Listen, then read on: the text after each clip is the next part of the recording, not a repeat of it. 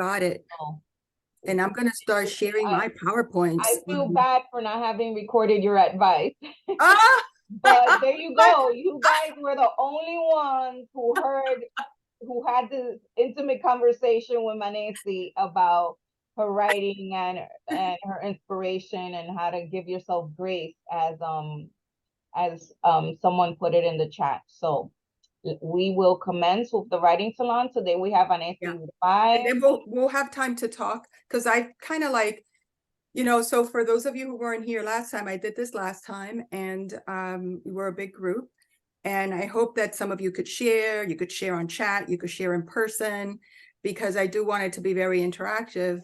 But time does fly pretty quickly, and we're like writers, so we have a lot of great things to say to each other, So I will, be very conscientious of time, so that we're able to, and I moved all the writing pieces into the front of my lecture, kind of merge it so that you're able to write a bit and share your writing, because we're going to use dreams to share. So I'm just gonna cannot find my little cursor.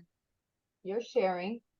I know I'm sharing, but I want to put it in my cursor. Oh wait, my cursor is acting out, so it's not letting me get down to, there it is. There, okay. And it's just going all the way to all these places that I don't want, and I don't know why it did that. Not letting me go up to the beginning. There it is.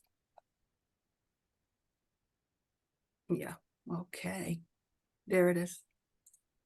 I just want to thank Angie, of course, and she knows how grateful I am to her, because she's always supported me, my work, always wants me to write. But I want Angie to know that I write all the time, and I never stop writing, and writing is my life. But I am not, I kind of, after I share some of my stories, I kind of did not put myself out there as much, because I was grieving for a very long time. When I stopped or moved from that grieving process, then I began to kind of connect with people in the writing world again. So I want to thank Angie and all of you for being here. I'm deeply honored, from last time that I did it, I loved it. And Angie's like, if you want to do it again, you could do it again. You could do it again a lot. And I'm like, yeah, I could do other things too, but I could definitely do it again, because I love dreams and creativity. So this is a continuation of our first session. And, like many of you here, I use dreams in my creative work and my poetry and my stories and in my collage. And that's a collage from a dream.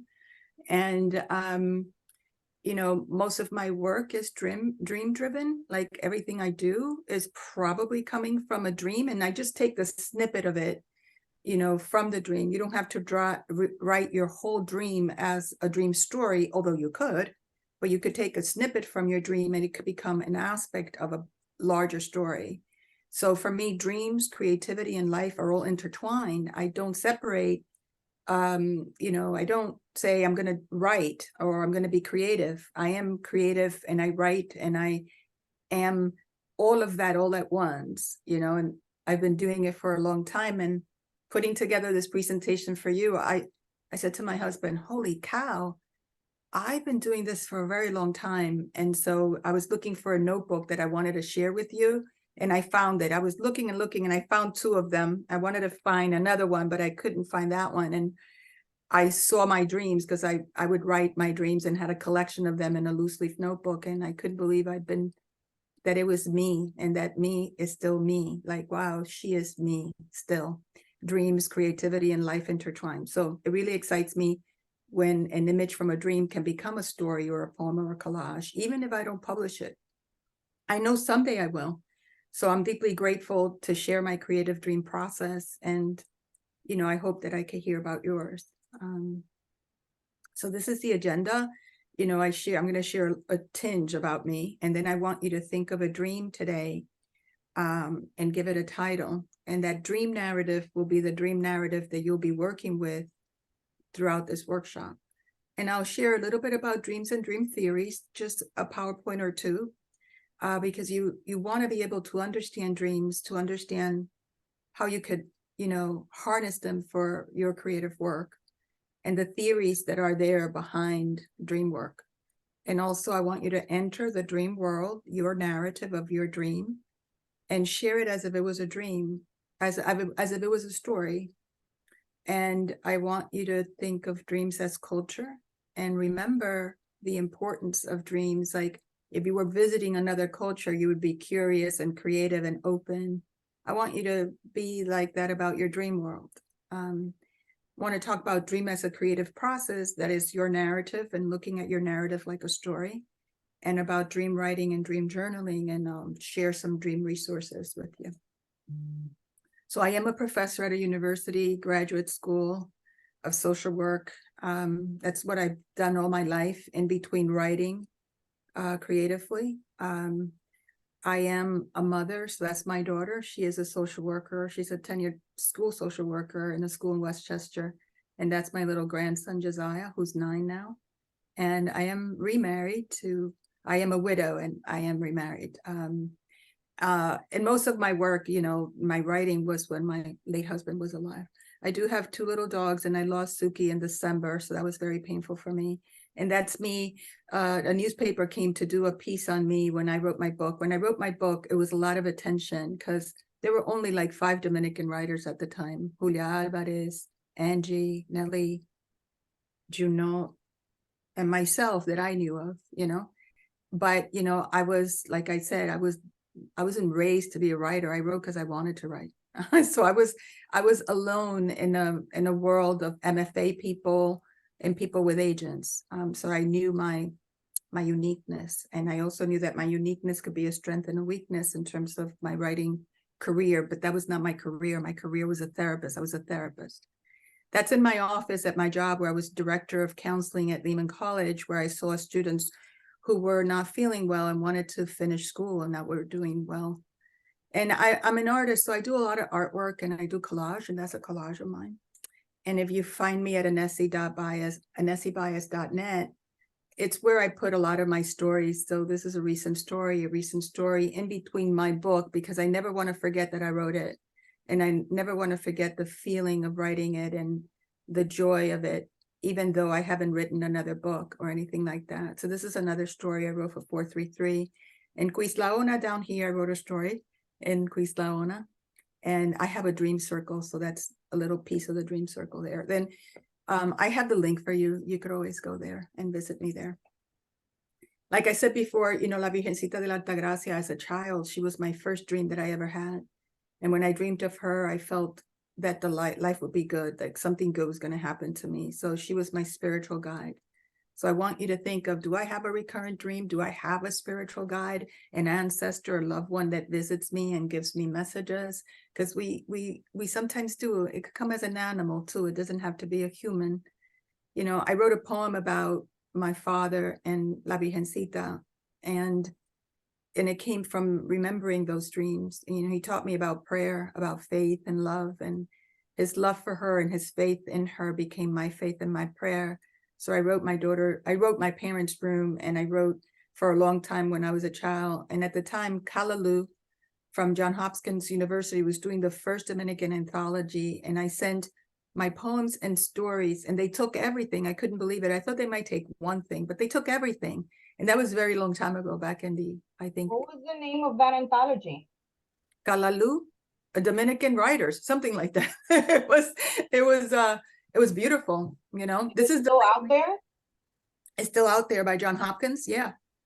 Yeah, everybody's there. Angie, Nelly. No, Nelly didn't publish that year. I don't know what's up with her.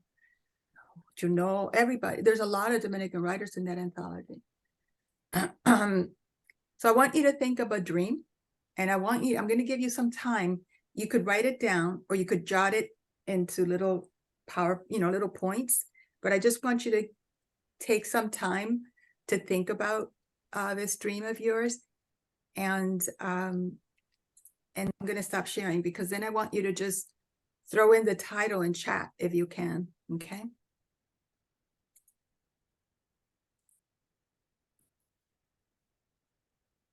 So just write that dream down in your notebook.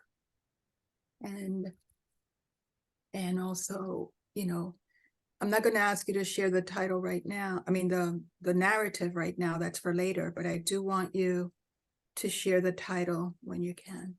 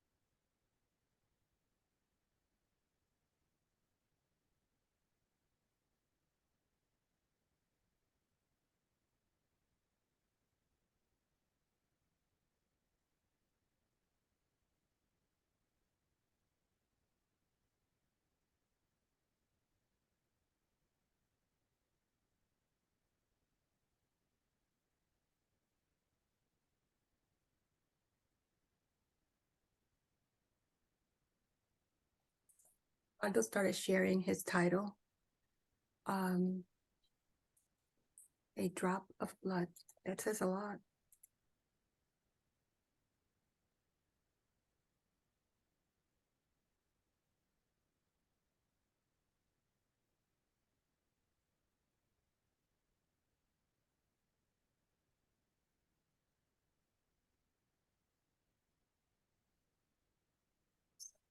If you write your title, it lets me know that you finished with your narrative and I could move on. And Angie, I think somebody's trying to get in. Evie? Got it.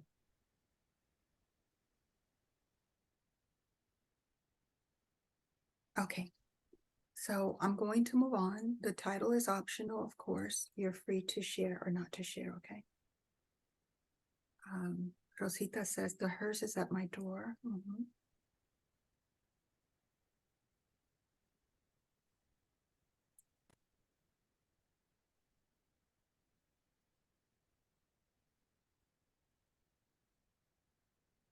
Okay, so I just want to make sure it's okay to move on. And so yeah, so you have a dream narrative and you have a dream title. And some of you are starting to share the dream title. And I'm going to come back to it. And I'm going to ask you to share the narrative. And you want to share the narratives as if it's a story, you know, in the first person with the title and everything. So I'll be back. So I just want to share what dreams are really quickly. So dreams are thoughts, images, and sensations that occur in a person's mind during sleep. Dreams are stories. They are stories. Sometimes they're linear. They have a beginning, a middle, and an end. But sometimes they're nonlinear and they don't make any sense at all. Sometimes they are like a surreal poem. They are poetic, they are creative, they are funny, and they're visually symbolic and metaphoric. For example, a dream of an ocean may represent my emotions. And they have words and puns and dreams, a play of words. So the sole of my foot could represent my soul and my path and where I'm going. So, you know, in a dream, I feel everything is so important. The language, the symbol, everything is symbolic. So when you have a dream, you want to circle all the images that you see. That's the first thing you want to do. The people, the place, the things that you see. So, and there are the three theories that are the most, you know, important theories. There are others, but the psychoanalytic theory, they say that dreams represent the unconscious repressed thoughts and wishes. So you might be in love with somebody, but they don't know it, but you might dream that you're dating with this person, you know, so, but sometimes they're more repressed, you know, you might not even realize that you're in love with the person and you might dream that you're with them and be shocked. You know, so the dream, the manifest content is the dream story, and the latent content is what's underneath the story. When you look at the story and the symbols, we are learning about what we're not aware of. Dream work is to make the unconscious conscious from a Freudian perspective. From a Jungian perspective, dreams are a pathway to our personal growth. They are also universal, ancient, and the recurring symbols and themes are archetypal. They're archetypes, like the hero archetype, the wise old woman or man, you know, that, you know, and these archetypes are in stories and in myth and in art.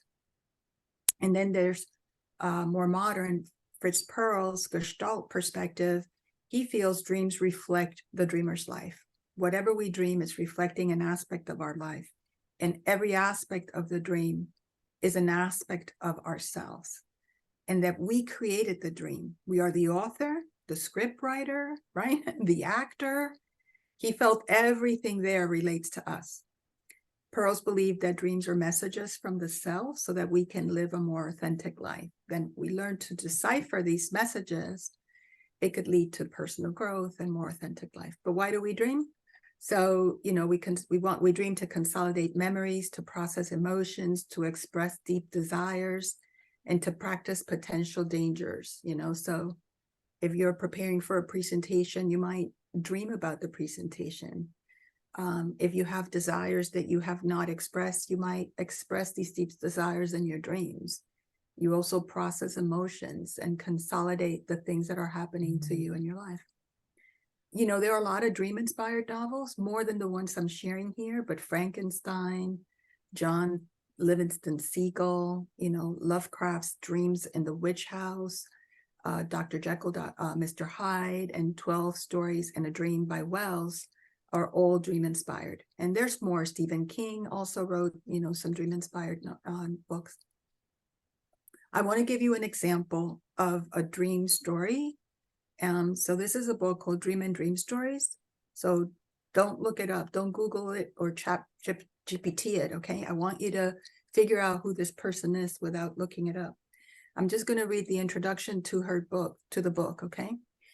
The introduction to the book says, the chronicles which I'm about to present to the reader are not the result of any conscious effort of the imagination. They are, as the title page indicates, records of dreams occurring at an interval during the last 10 years and transcribed pretty nearly in the order of their occurrence from my diary. So far, I have not yet met with anyone in whom the dreaming faculty appears to be either so strongly or so strangely developed as in myself. That's just a little piece of her introduction, okay?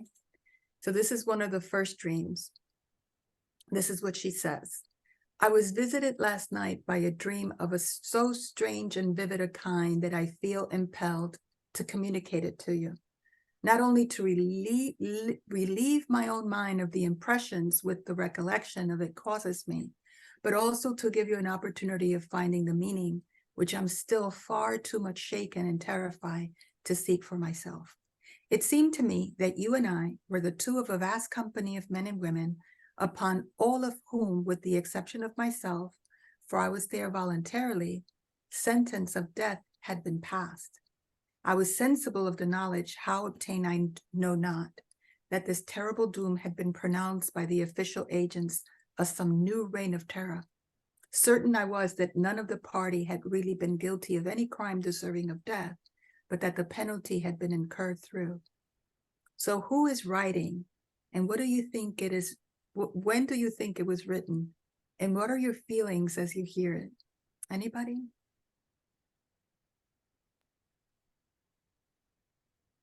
Who could be writing? Is it you, Annecy? Huh? No, it's not me. No. I didn't write it. It's a book. It's published. It's already published. It's called Dream and Dream Stories.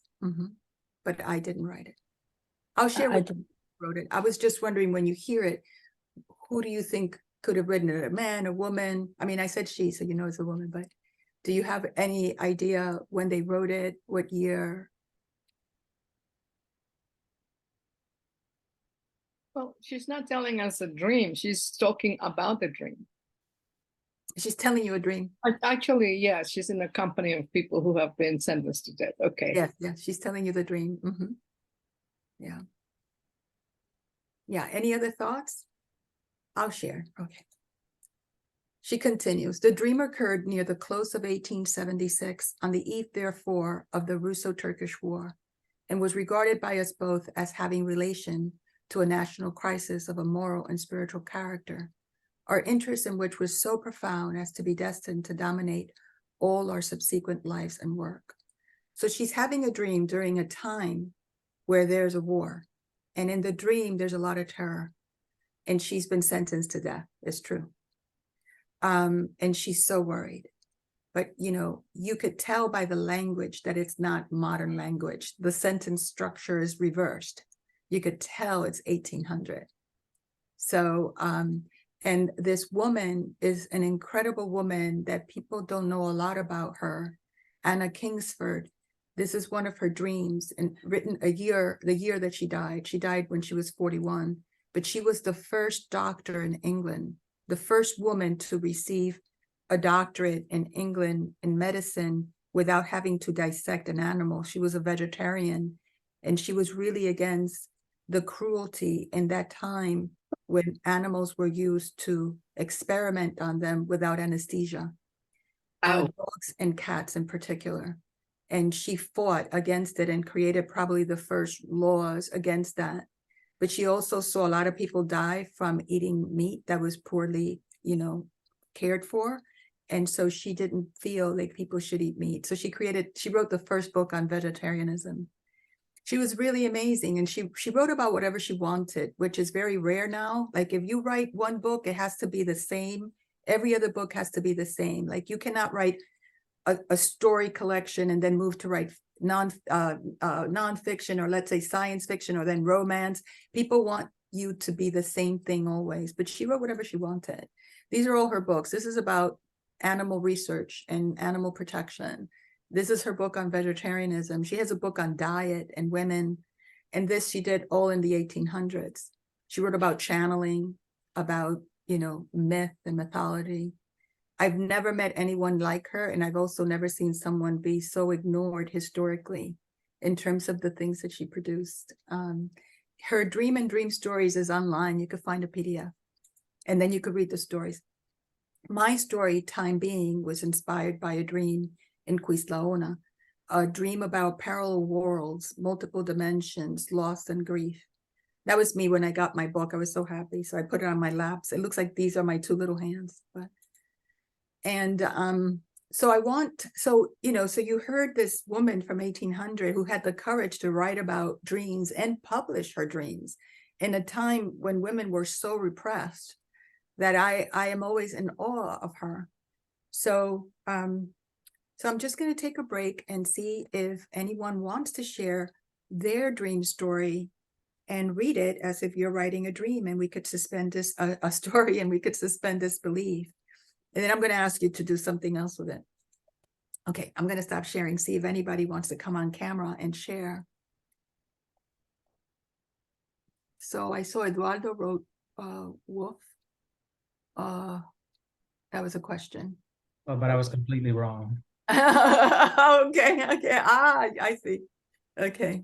I saw that, Eduardo, you put a title, A Drop of Blood. Yeah, and I have 2 paragraphs I wouldn't mind sharing. Yeah, sure. I woke up early even then, and I would walk in a direction without knowing exactly where I was headed. And as I was walking, something pricked my finger, and drops of blood fell from my fingertips to the pavement. And everywhere the blood fell, wild flowers would spring forth.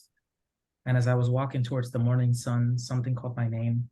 And when I turned around, I noticed everything was lush and green and beautiful. Back then, I was sure that I knew what it all meant. Put a baby inside her immediately. Seal our future together, woman of my dreams, everlasting flame of my desires, and the beautiful life we will build together. But these days, I look back and think to myself, why was I bleeding? Oh, wow, Eduardo, that is so, wow. Yeah. Very powerful. And, you know, it's interesting because, you know, the part of me that works with dreams is hearing the dream from that, you know, interpretation therapist perspective, you know, and then the story, the creative writing story person is hearing it as a story.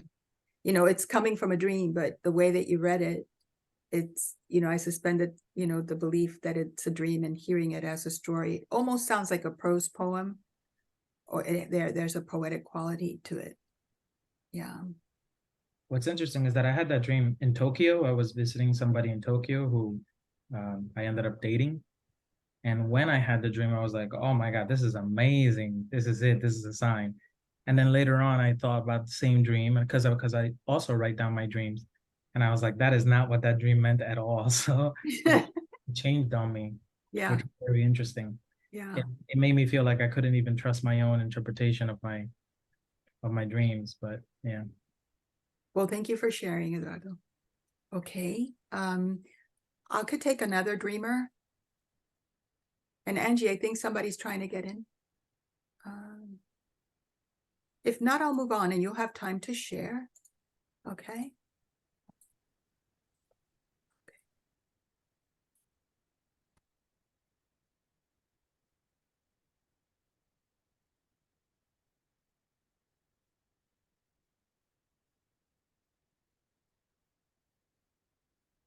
Okay, so as you're thinking about sharing the dream later on, because I'm going to ask you to think about the same narrative in a different perspective.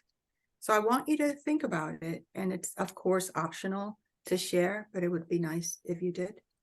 Okay. Okay, so I want you to think about the narrative that you just shared, wrote in first person, and I'd like you to have some distance from it and write it in a third person point of view. She was in the park, or she was blah, blah, blah. So I'm going to give you a few minutes to write it in the third person. So you've written the first person, now you're going to write it in third person. And I'm going to put the timer, okay? How many minutes? I'm going to give you 3 minutes. Oh, To write as much as you can in third person. You don't have to write the whole dream. I know some of you may have very, very long dreams, but you could write the first, like Eduardo wrote the first 2 paragraphs, even if the dream may have been longer. So you may want to write as much as you can, and it's okay. It's just to get that essence, that feel of this dream in a third person.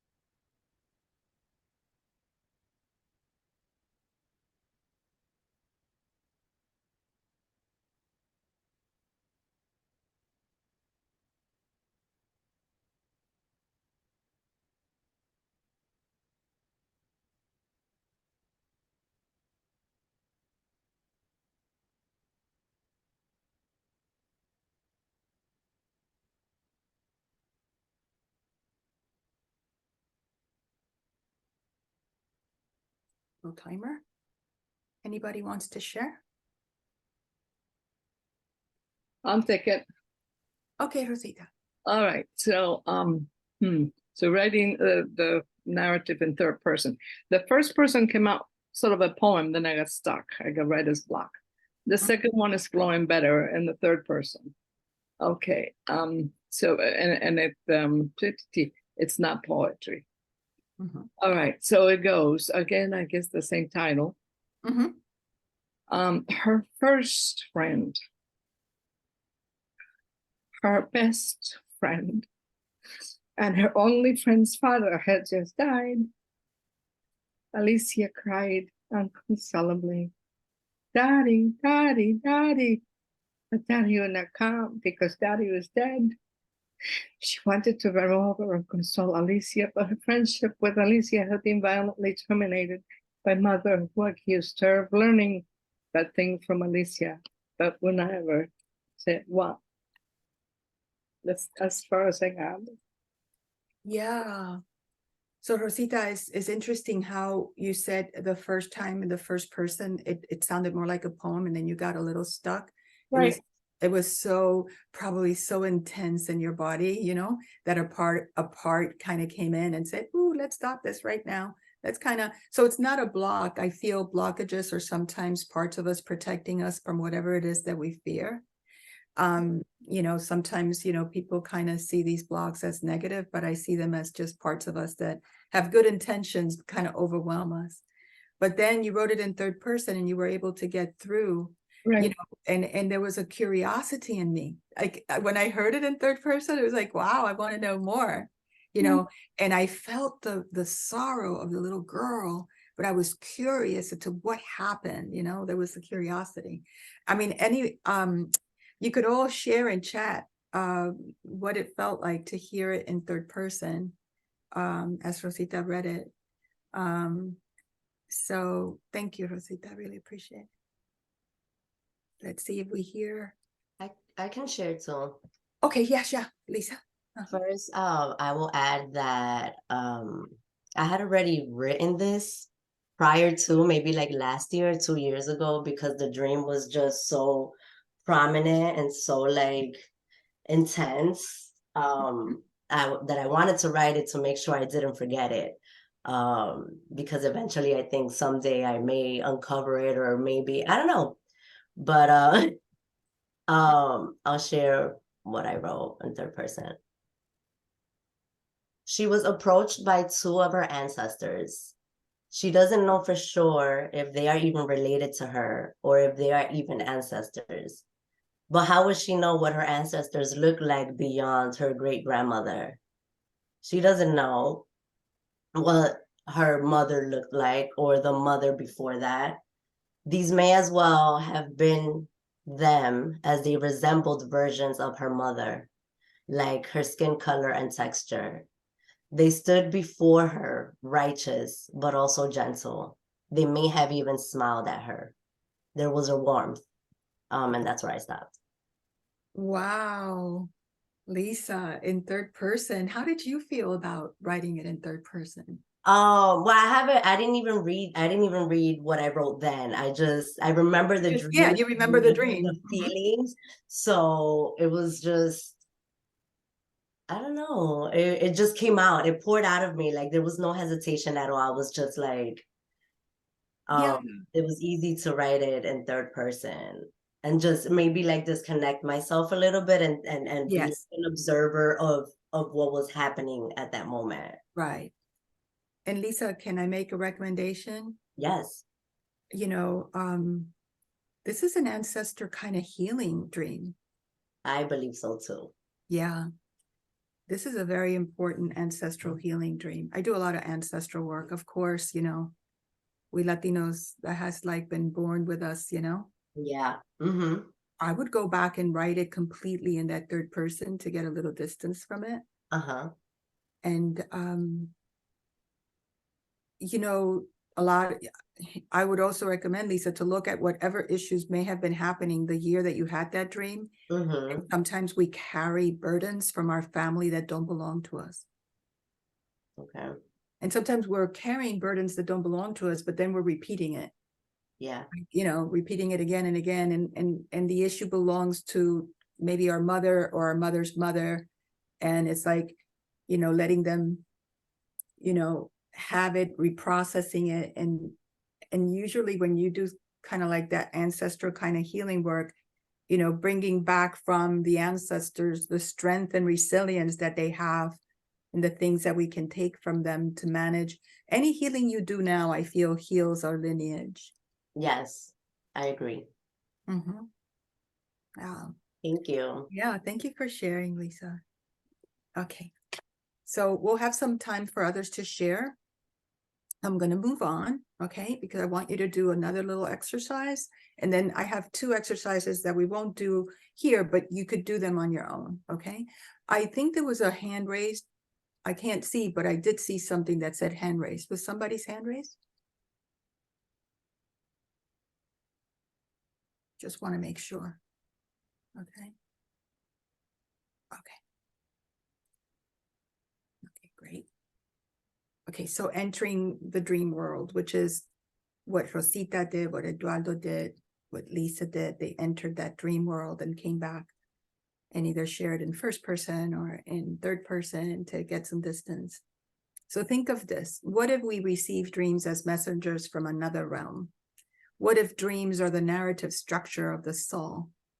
Dreams are wise and humorous. They bring us profound images.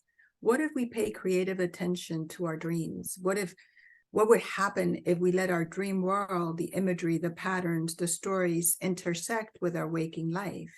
And we create art, stories, poems, and we recreate our lives. I think it's all connected, that healing comes through our creation of art, stories, and poems. And sometimes we might not be aware that all of that is coming from our dreams, because we might not listen to our dreams or pay much attention, and we don't know that they are informing us. But what if you open the door to that information in a more consistent, interactive way? You'd be surprised at what happened, how they intersect, how it all intersects. I also want you to learn how to mind map your dreams. Mind mapping is putting an aspect of the dream, the title, let's say, in the center, and then mapping around it. Or it could be an image like ancestors for Lisa, and then mapping around it. You know, I think mind mapping is so amazing. So, you know, I found this old notebook that I wanted to share with you, and I took pictures of it, and I couldn't believe I was mind mapping in 1982 in my dream book. And I'm like, of course I was mind mapping then, because I still mind map now. Like everything that's in that book, I still do. But so I did give a lot of you this last time that we met, which is, before mind mapping, I just want you to learn how to have a dream journal, you know, and how to harness the knowledge of your dreams, which is, you know, have a sheet. You can have a loose leaf notebook or any notebook of your kind. Give the dream a title. Write the dream story down first. This is my dream story. And then try to remember what happened before you had the dream, because the dream is often really impacted by what happened before. And then circle all the dream symbols and then write them down and actually free associate. You know, you could mind map with the symbols. So I usually would take a symbol and mind map it and free associate and do all the things around it, right? And then that would immediately make me understand, because I would be doing it for all the symbols in my dream. And it would create a lot of understanding. So what is the dream beginning to share with me? What is the story saying? What is the story, right? And only the dreamer can interpret the dream, and we can only interpret a dream as if it were our own dream. There are no book dictionaries in the way I do dreams, and nothing. You create your own dictionary based on your own cultural experience and symbolics. And then at the end, I always had action. So it was funny to find my journal and find that I had actions for all my dreams, but actions are based on what I'm learning, what am I going to do now. You can take action and bring an image to a journal that represents a dream or a story, write a story or a script or a poem, artwork, or you can honor the dream in many other ways. Put something that represents the dream in your altar and create a collage. That's a collage I created based on a dream about writing called The Writing Life. but it was RIGHTING, the writing life. It was really funny. Anyway, so mind mapping is so crucial. So I want to show you a mind map of a dream. So this is me waking up, mind mapping a dream called the vortex. I dream a lot about other worlds, not this world. I just dream about other universes and dimensions. So in this one, it was about the vortex. So I kind of, and the vortex had all these words that started with an R. This world had all these words that started with an R: resolution, reconstruction, reintegration, recuperation, rediscovery. And all these R words were so beautiful: resurrection, readjustment, rebalance, reassess, reconnect. They were all beautiful. And then I created art from it. I just took them and redid it, and then painted it, and then wrote the same words on it. But, I went from that sketch to this, and my Virgencita in the middle, which is my spirit guide and my spiritual mentor. And also the universe. The universe is always made of spirals. It's a very intimate, very healing aspect of the universe. So the dream was called the Vortex Spiral Infinity Mirror. And this is the universe. It is the spiral. Everything is created through those spirals. And so in this dream about another dimension, I eventually got this dream published in a magazine called Open Plaza, because I had a dream about voting and what happens when you don't vote. And I kept on dreaming this dream every time there's an election. And the dream starts: the United States presidential election of 2000 was a contest between Democratic candidate Al Gore, then vice president, and Republican candidate George Washington Bush, right? Then governor of Texas. And the American system of presidential election, the electoral vote determines the winner. And although Bush won this count, it was Al Gore who received the most vote, called the popular vote. A few days before the election of 2000, I had a dream, which has visited me once again in recent months. To read the full dream, I put the link. But if we have time later on, I'll share it to you because I have it on my. But, and then I go into the dream. And the dream is so powerful for me in terms of what happens when you don't vote. And the fact that my mind would create it around this issue of not voting. And I want you to think about your dream. I know that Rosita started her dream as a poem. When she started writing it, it felt like a poem. But for those of you here, I want you to take that dream that you had and look at it again. And you might cut some things out to make it a poem. And I'm going to show you some examples of haiku, not created by me. So this is a dream, some kind of ceremony. It's a beautiful night. There's a moon and lots of clouds. It's pretty warm. So I think it's spring or early summer. This beautiful woman looks over me, and we know we're supposed to go through something to mark this somehow. She lights a candle and walks slowly over to me. I wake up before I find out what we're supposed to do, but I have the sense of a beginning. So this is the haiku. The moon rises through the blue clouds in spring, lighting a candle. You move towards me, smiling. Right? And this is another dream. Iris, I'm in some kind of department store. I'm too hot. So I walk out of the back door, past some sort of store security guard. I find myself in this really beautiful setting. It's early morning and I'm in a clearing in the forest. There are lots of iris blooming all over the grove. They're sort of purple blue, like a bruised color. The air is really still. This is the haiku. Dawn in the dry grove, iris are still. Mauve as eyelids, bruised with dream. Bruised iris. So imagine taking your dream and cutting it. I mean, Rosita, you were already doing that, so it might be an easier thing for you to do, to cut it down to its essence, And with haiku, there's always season, time and place, dawn. There's always flowers, plants, there's always something nature related. But modern haiku, you don't have to follow that format. You could just write it in whatever way you can. And Angie, I don't know how we're doing with time. We're doing okay? You could take your time. If Yeah. anyone needs to leave, that's understandable, but you could take the time. So I want to just take 3 minutes again and see if any of you could write a poem from the dream. And again, it doesn't have to be a haiku, but it could be haiku-like. And if anybody's willing to share, I'd love to hear it. Okay.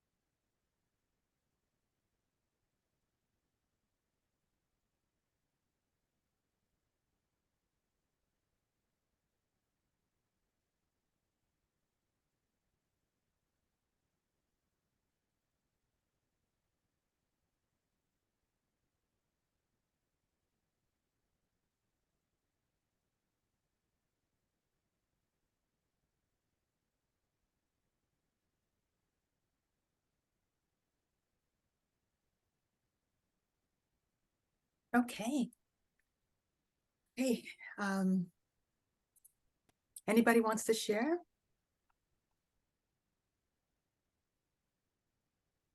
I'd like to. Okay, go Rosita. I would like to go after Rosita. Yeah, sure. Okay, so this came also as a poem, but it flowed more. The other one was a little. Yes, yeah. Thank you for this, because I see how it can move. Yes. Okay, so pompous, nervous energy, all black with the rainbow of flowers, click-clock of hoofs on the floor, veiled horses awaiting orders, mesh falling on their sides with tiny pom-poms weighing them. That's it. Wow, Rosita. Those images, like I felt them deep in my body, kind of like teary. I got teary. I mean, but you know, here I am feeling it so deep, but you're more calm today. You're reading it. Rosita, you were able to read it like, yeah, I'm gonna. Thank you. Wow. Yes. Yeah. Thank you so much. I was in absolute awe of that hearse. I wanted it to take me. Yes. Yeah. Yeah.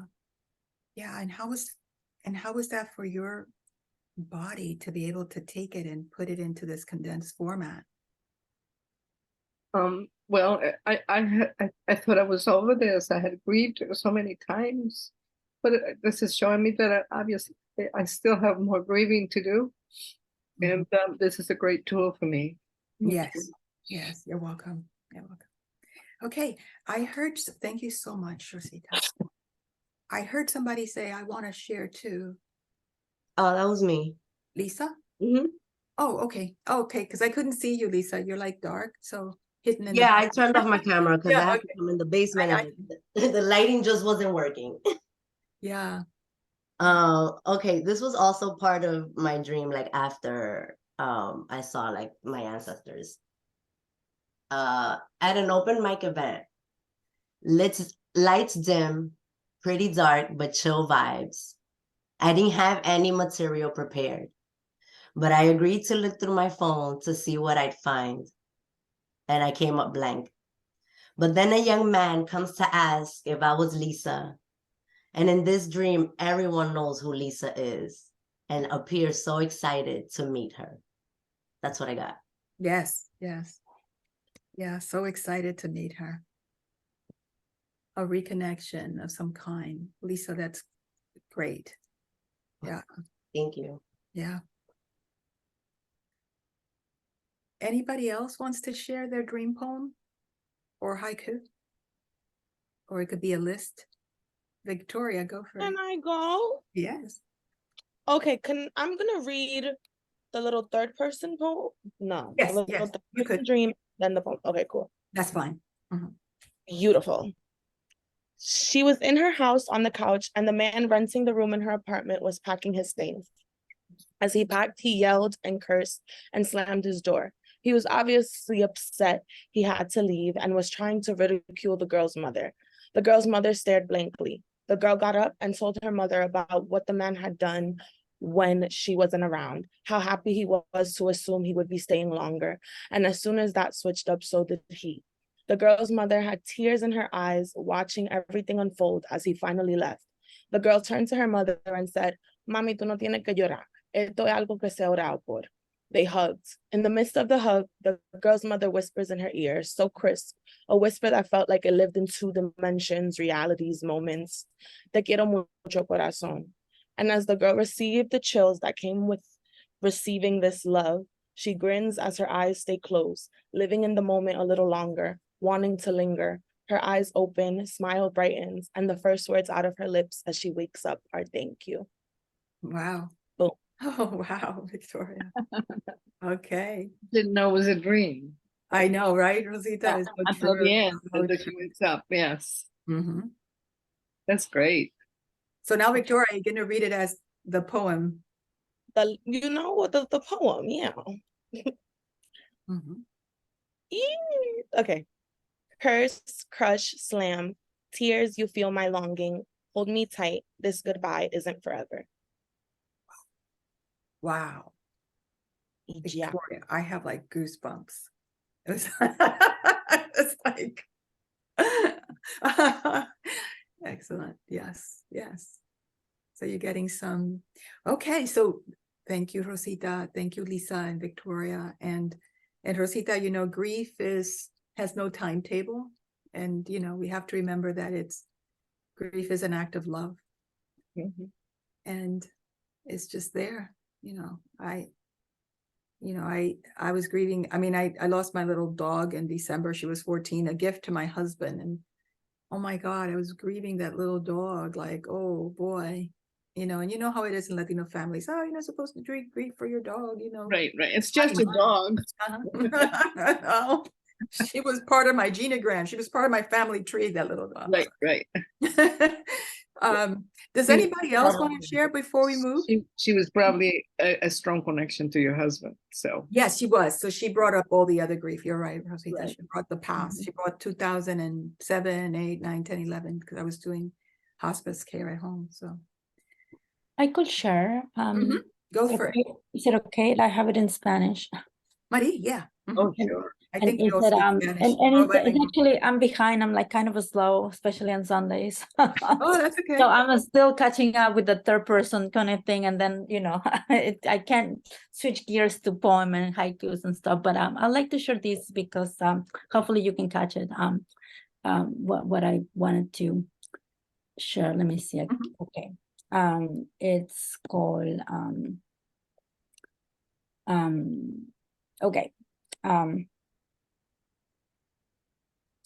Aquella no, okay. Anoche Ella daba un paseo en una noche por demás espectacular en la ciudad luz. Y mientras caminaba por sus estrechas e iluminadas calles llenas de gente que, como ella, entraban y salían de fromageries y boulangeries, veía algunos chicos asomados con una o ambas piernas colgados del balcón, fumándose un pitillo, disfrutando de la noche sin luna, fresca, agradable, mientras otros caminaban sin rumbo fijo igual que ella. Y entonces pensaba que ni de locos se tirarían del balcón, que nadie podía hacerse responsable de esa decisión más que ellos mismos, al tiempo que evocaba los edificios en la ciudad de Nueva York, la mayoría sin balcón por razones obvias. Entonces, un hombre vestido de arcoíris y cabellera totalmente escarchada interrumpió sus pensamientos alegóricamente. Tocaba su gaita al pasar junto a ella, quien ya distraída llegaba a la esquina y leía el nombre de la calle, dudando si era en Paul Valéry o Paul Verlaine, en donde debía hacer una izquierda. Estaba confundida. No era ni Valéry ni Verlaine, era Rue Descartes, en donde se encontraba la casa en donde vivió Verlaine, ahora convertida en restaurante, y en donde justo al lado ella se hospedaba. Al volver a la realidad, le aparece primero el recuerdo de la foto del año pasado con Juno Díaz, después de recibir un reconocimiento, y el vídeo de la carta que Albert Camus le escribió a su profesor en agradecimiento después de recibir el premio Nobel. Seguido de este otro, de Eduardo Galeano, con quien concuerda casi en todo, excepto que no solo estamos hechos de historias, pues cree que estamos hechos de ambos, átomos e historias. Mm. Wow. Wow, María. Yeah, que no solo estamos hechos de historias, bello. María, fue como que mezcló todo, poesía con narrativa, un poema prose. Sí, Ujú, me parece. Sí, yeah. es un sueño, pero entonces al final vuelve a la realidad, ¿no? Ujú. Despierta y entonces lo primero que encuentra es eso. Y me pareció cómico, gracioso compartirlo porque se habló un poco de Juno Díaz al principio y Ujú. cómo se conecta al mundo real y le aparece esto, ¿no? El anuncio del reconocimiento de un escritor y después lo del otro y luego viene la nota de la carta de agradecimiento de Albert Camus, que es preciosa, después de Ujú. recibir el premio Nobel, y luego lo de Galeano, y me pareció también interesante compartirlo porque la esposa de Eduardo Galeano Ujú. soñaba muchísimo, bueno, soñaba igual que muchos de nosotros, pero Eduardo decía que él no soñaba, que él envidiaba a su esposa porque él quería tener todos esos sueños fantásticos que tenía la esposa, que ahora mismo no recuerdo el nombre. Entonces él quería que los escribiera y él gozarlos y seguramente de ahí también salieron historias inspiradas, ¿no? Ujú. Ujú. De él. Y Ujú. bueno, era como un mini video en donde Galeano habla de que estamos hechos de historias, ¿no? Pero Ujú. entonces la protagonista Ujú. menciona que sí, de historias, pero también de átomos, ¿no? Ujú. Ujú. Yeah, yeah. Está muy rico, Mari. Gracias. Very rich. Ujú. Y todo toma su espacio como en media cuadra, como cuando camina esa media cuadra hasta llegar a la esquina. Sí, Sí, sí, sí, sí. sí. Muy vívido, increíble. Yes, Sí, yeah. me puse a escribirlo enseguida porque no quería olvidarlo. Y Exacto. de cuando en cuando lo releo y revivo esa imagen, ¿no? Yeah. Esa vivencia. Finalmente se sienten como vivencias, ¿no? Ujú, es cierto. Sí. Ay, pues gracias a todos los que han, podido share their dream poem. Y lo bello es que suena totalmente como si es prose poem or story. Y eso es lo bellísimo de cómo aprender a usar nuestros sueños para hacer historias, poesías, prose poems, arte. So I'm so glad that you will share. So I really appreciate it. Okay, so otra cosa que se puede hacer con los símbolos del sueño, cualquiera que ustedes quieran. So you could take one of the symbols in your dream and you could have a dialogue. Coger un símbolo y hablar con ese símbolo. And you could create the dialogue like if you're creating a script, but you are actually speaking to the symbol that you've just decided to use. And it's a beautiful thing to do. It's like creating a screenplay, but you're doing it with yourself and a symbol, or you could even have two symbols talk to each other in the dream. So I hope that you could do that. We're not going to do that today, but that was something that I wanted you to begin to do. So I have some resources for you. I have a little video on children talking about the importance of dreams. I want to share a few books that I think are important and then give you some examples of a dream journal that I have and share with you how to keep a free-form visual dream journal. I'm just giving you some suggestions. In the end, you could keep the dream journal in whatever way you want, okay? So treating your dream world as a new culture. So be curious of your dreams, like if you're learning a new culture, a new language, right? Almost all cultures regard dreams as spiritual and emotional guides, so stay open to that. Treat your dreams like a new culture and read and learn about them. Keep faith with your dream life and stay curious. There are various ways of understanding dreams. You could learn from books, from groups, and from children, okay? So this is a video I'm going to show about children, but I want to come back to it. This is a great book that uses a lot of expressive arts to work with your dreams. And it's a source that I use a lot. And it's not just collage or writing. It also incorporates mask making. It incorporates, sorry, not sure what happened there. Go back to it. Oh, wait, let me share screen. Something happened with my screen. It just disappeared. Okay, there it is. Yeah, so this book is wonderful because it allows you to incorporate mask making and other multimedia ways to create dreams and poetry and from your dreams. Everything is expressive arts to dreaming. And there are other dreams, creative dreaming, the wisdom of your dream, and the dream power. Now, this book made a big impression in my life. It's actually sold 500,000 copies. And I still use everything I learned from that book in the way that I use, I work with dreams. And this dream too, creative dreaming, also has made a big impact. The International Association for the Study of Dreams is a great resource for you. Robert Moss is one of the most prolific writers of dreams, and I think I shared a little bit about him last time. So he's a good one. And also create a free-form visual journal. So use a loose leaf notebook, a large or small, and you could add poems, doodle, drawings, and use this loose leaf format. I could keep odd pieces of papers and notes on a table napkin, as well as dreams written by hand or printed. Clear plastic sleeves can hold bits of paper. So when I used to keep my loose leaf, if I wrote something outside of the loose leaf, like I was somewhere, I would come and staple it, put it in there.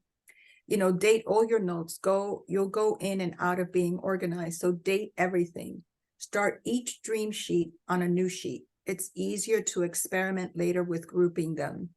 Leave space on a page within and after each dream to write and draw associations. And title your dreams, always. One of the most useful habits you can adopt is titling your dreams. Don't fuss about the title. Don't put down the first title that comes. And later, when you have 5 minutes again, you can track back through titles. One year, I took all the titles and saw that I had a theme, a pattern that was repeating again and again. And then I discovered why. Like just looking at the titles was telling me what I needed to do, what I needed to explore. So you could keep a loose leaf notebook like this. That's a neat one. My notebook that I found was not so neat. It was the ugliest little loose leaf notebook from 1982 that I could have found. I would cut poetry and put it in my dream journal. Anything that I had, this is me doing a mind mapping on a dream about fear. And then I wrote, when I'm afraid I want to run away, I just wrote whatever came to me, little prose thing there. And then I brainstorm on all the things that this fear of the dream, I took the fear as the symbol in order to address what it meant to me. And then I would find things in New York Times, let's say, this was just and unjust lies. The depressed woman has lost something she vitally depended on. More often than not is a love bond. Yeah, of course. Sometimes I would type the dream, but then I would come and free associate around it. Other times I would look at dreams for a year and look at the themes that I was seeing in the dreams. This is something I wrote about, looking at the themes. So start a new journal whenever you run out of room. Dreams are not concerned whether a new year is beginning or not. Note beginning and ending dates on the binder. I always would review the binder and say, these are all the dreams I had this year. This was the theme. These were the issues. Treat your completed work with respect. Date, title, sign each expressive piece created around a dream. Photograph expressive pieces so you will have entirely different experiences of your dream art by looking at it through eyes of a camera. And tuck the photos into your loose leaf notebook. If a painting is too large, the photograph will stand in its stead instead. I also would create, I don't know what it all means now, but I would create all the dreams on what side. This is me summarizing the year, and I would put little notes on what the dreams meant, and then some situation or happenings of the time. I saw that I did create action. I must be aware, this dream was about mothering, and I put, I must be aware of the mother in me that might judge me and might be harsh. I must have confidence that if I leave old attitudes behind, my load will be less, meaning I needed to leave something. So my action was to be more confident, to let go, to be less judgmental. But all my dreams have a little action at the end. And this is a poem of a dream, and this is a story. So when I saw that I was going back and forth, sometimes my poems were yellow and my stories were white, like you could change color. And also I collected all the love letters that any partner of mine had given me were in there. And I had like almost 100. I had a partner that was a writer. So he would write me poems a lot, and it was beautiful to see them tucked in there. A beautiful memory of the past. So treat your dreams like a culture, stay open, and I shared this with you, and to read and learn. And let's see, I'll just go back, maybe share that little, let me see if it's working. Oh, it is working. Do you have any questions about that loose leaf notebook? I'm sure it gets filled very quickly. Yeah, it really does. It's really Step 2 and 3, yes.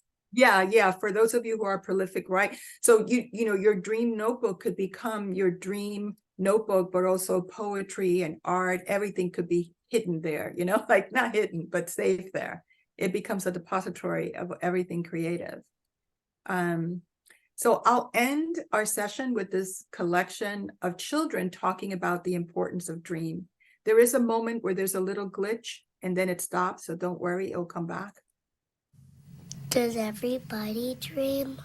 Did you hear it? Yes. Okay. I had a dream where I was flying, I hit the wall. A lot of times I have scary dreams, and sometimes I have dreams about wrestlers. I sleep with a teddy bear or a rabbit. That's the glitch.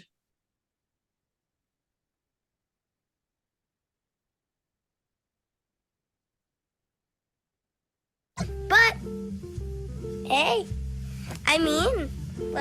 dreams are very important. My own little special blankie. I'm the only one who has this kind of blankie. It's special because I even had it when I was a baby.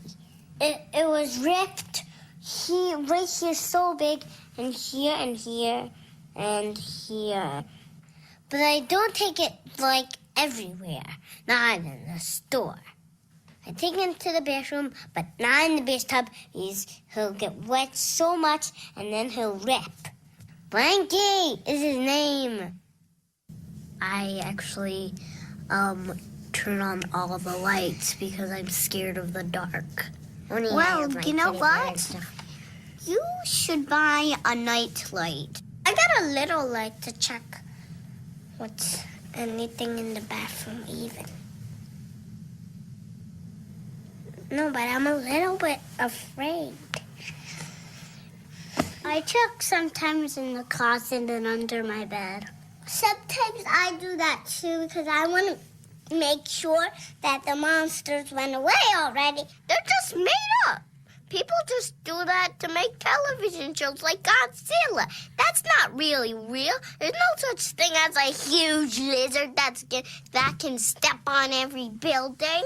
If you have like a toy that's really scary and it like always scares you and like it comes to life in your dreams, you have to stand up to it.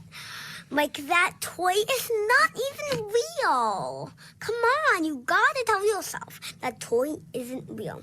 That toy isn't real. I take a car to my grandma's. It's so far. In real life, it's so far away. It's all up in Scarsdale.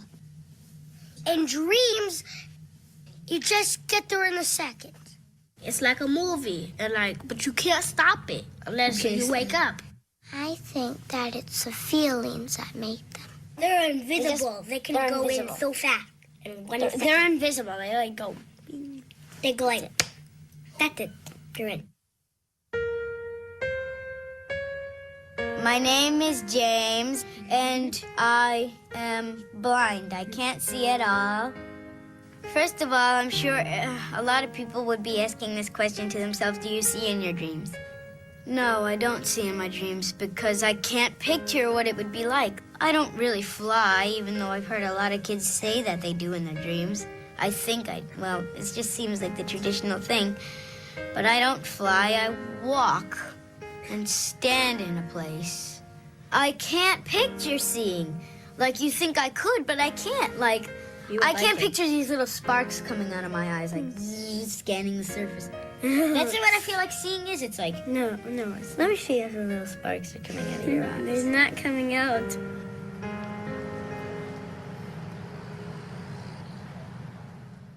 Once I had a dream that I met the Beatles.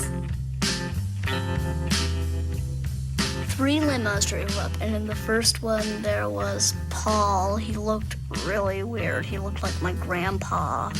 And then the next one drove up, it was George. I don't remember what he looked like. And the last one was Ringo. He had this humongous nose. And then there's this girl going, oh, me.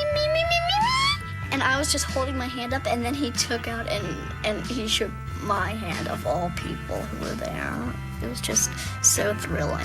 Whenever I have a really good dream, I get this wonderful feeling in my stomach. I just get this wonderful feeling. You may love someone, and you could dream of them liking you.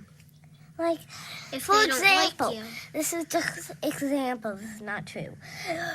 How about if I love Clark, and... This is not true. Remember, it's just an example. How if I love Clark, but he doesn't know that I love him? So she could dream of me knowing. Then we get married. Well, sometimes. Last year, I dreamed about I loved Helen, and I did, and I do. And then I dreamed that I didn't love Helen, and I don't love Helen anymore. And that was only in a week. I didn't love Helen. Once when I was sleeping, I felt like I was... I'll stop it there. I just want to... Adorable. Of the children. I just want a video of Latino kids talking about Angie, let's do it. Let's ask Latino kids to tell us about... I want to know what I'm pretty sure it'll be so different. We don't know yet because we haven't asked them. ¿En español o inglés o ambos? Spanglish. Spanish. Who said that? Anyway, I just want to end with any questions that you might have on anything that we shared. And I really want to thank you all for being here. And I hope that you took something from all the sharing and Oh, tremendous. and all the things that were shared here. Well, I want to say thank you. I find this fascinating. Hi. I like to do what you do. Like I write my dreams, I draw them. It's so fascinating, the dream world. And there are so many questions, right? Like, for example, Jung used to say that he had a guy that used to come in his dreams and he draw him, right? Or like Freud has these other things. Or like when I ask my kids, like, what do you dream about? And they come up with all these things. Or like now in the videos, said a kid said that he was blind, so he couldn't have dreams. I didn't even think about asking that question. So maybe I will ask, can you have another section of this? Because I would love to keep exploring this theme and hear what others have to say about it. Definitely, Carissa. Of course. Angie told me, sign up. Yeah, this is a great discussion. I think we come up with so many, I mean, I do dream workshops. A dream workshop is different. You're actually understanding what the dream means from the perspective of other people. Nobody interprets the dream. They own the dream as if it's theirs and can only share feedback of the dream as if it's their dream. That's the dream circle. But when we're thinking about stories and creating stories, is mining the dream and kind of tending it for it to give us, to see it from a different perspective, where you could create a story, a prose poem, a haiku, whatever comes to you. Yeah, but of course, we could share more at a later time or share this again. Do you have a part 2 version of this workshop? This is part 3. This is part 2, right? Gracias. Okay, this is Remember? part 2. Yeah. So next time you need to come back and do part 3. Yeah. Part 3 is what we do. Have, you see, I end up putting people to work. I don't know if you have like your own worksheets that you've created of stuff that's helpful that you could share with them, or is there like a workbook that you've come across that might help folks? Like, do any of the books that you shared have? Yeah, I mean, I created a little ebook a long time ago in Sparks, Sparks? Mm-hmm. Yeah. And I put my collages and the same kind of questions that I asked to interpret. And I could certainly share that little Sparks notes. Oh, yeah. So you don't have it available for sale on Sparks or anymore? No, I don't have it for sale on Sparks at all. It was just me experimenting with Sparks back then, about 10 years ago. And I definitely send it to us, and I'll send it to everyone who signed up today. Yeah. And I think last time I may have sent you the same thing that's on the Sparks note, but in just in an outline for everybody to use. Okay. But I'll share that definitely, and you could share it with everyone. Cool. Thank you. Yeah.